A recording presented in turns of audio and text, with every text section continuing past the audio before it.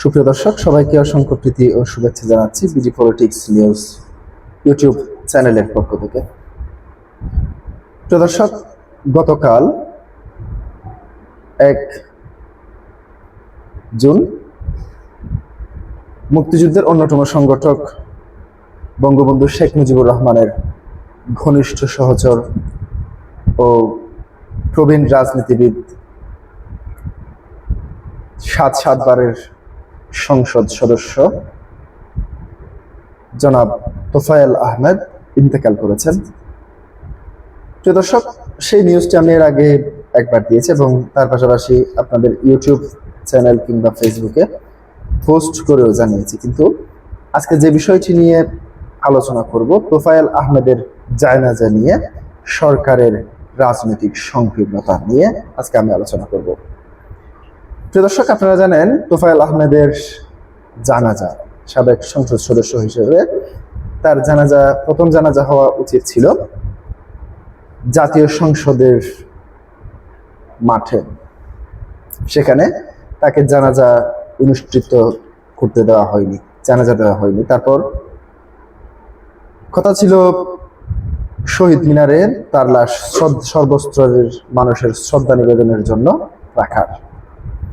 শেষ পর্যন্ত সেটিও করতে দিল না বিএনপি সরকার।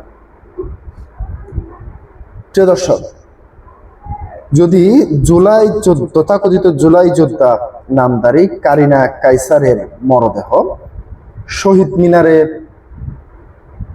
সর্বস্তরের শ্রদ্ধার জন্য রাখা হতে পারে, সর্বস্তরের জনগণের শ্রদ্ধার জন্য রাখা হতে পারে, তাহলে যার নেতৃত্বে, যার সাংগঠনিক দক্ষতা এবং যার মুক্তিযুদ্ধের অসীম অবদান রয়েছে, সেই ব্যক্তিটির মরদেহ কেন শহীদ মিনারে রাখার স্থান হবে না? আজকে আমি সেই বিষয়টি নিয়ে কথা বলবো। আপনারা জানেন 2019 সালে 4 নভেম্বর সাবেক ঢাকা সিটি কর্পোরেশনের মেয়র সাদেক হোসেন খোকা ইন্তেকাল করেছিলেন। প্রিয় দর্শক, তৎকালীন ক্ষমতায় ছিল আওয়ামী লীগ সরকার। তাকে যেই সম্মানটুকু প্রদর্শন করা হয়েছিল, তাকে সংসদ ভবনে জানাজা দেওয়া হয়েছে, তারপর শহীদ মিনারের সর্বস্তরের মানুষের শ্রদ্ধার জন্য তার লাশ রাখা হয়েছে এবং তাকে রাষ্ট্রীয় মর্যাদায় দাফন কাফন সম্পন্ন করতে দেওয়া হয়েছিল তৎকালীন সরকারের পক্ষ থেকে। প্রিয় দর্শক, কিন্তু এখন আমরা বিএনপির যে অবস্থা দেখতে পাচ্ছি। প্রিয় দর্শক, ধানমন্ডির তাকওয়া মসজিদে তার জানাজার নামাজ অনুষ্ঠিত হলেও তার জানাজার নামাজে আমরা দেখতে পেয়েছি অসংখ্য লাখো নেতাকর্মীর ভিড়।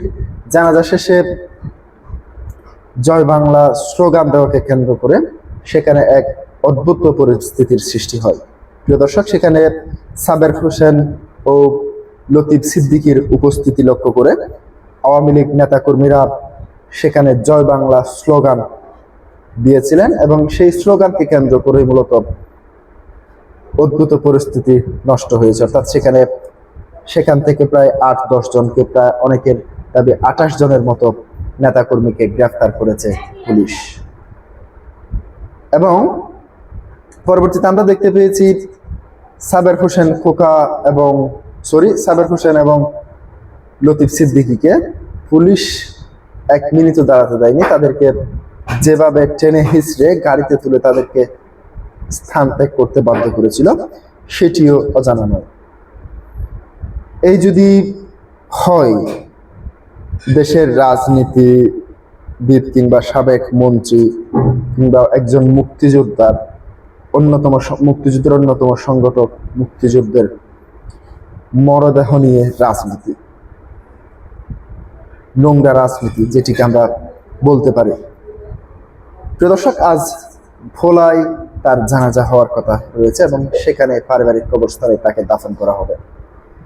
সেখানে জনসমাগম নিয়ন্ত্রণ করতে সরকার কি ব্যবস্থা নিচ্ছে, সেটিও চোখে দেখার বিষয়।